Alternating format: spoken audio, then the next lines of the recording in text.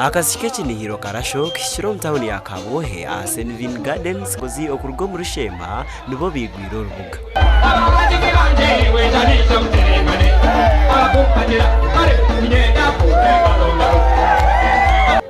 Nabwanyuma abeshongozi abekorera amazina uburgo mu burengero izoba batandikire okukwata abantu omubabero.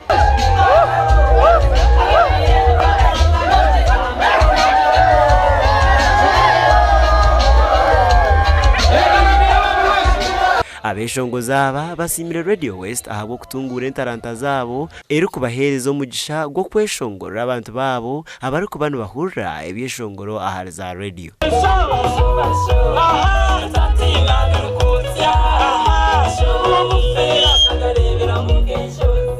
So yanetera music yanje aba bantu bakajihurira bakija bakampagira bakatwereza sente nimba nishashura biru zanje nimba nimbaho.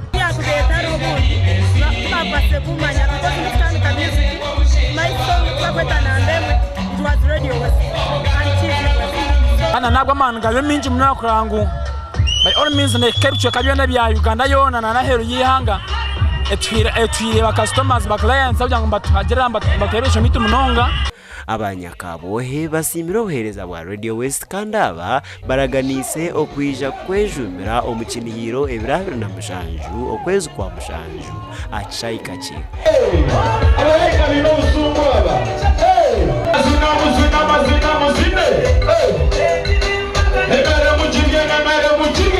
Ekinihiiro cy'umwaka ogwo Radio West neija kubaneja guze emyaka 20 omuhereza kandi Ekinihiiro nekikora okugaruza abahurikiriza bayo. Ndamaiko tumwakire abwa TV West omurushema.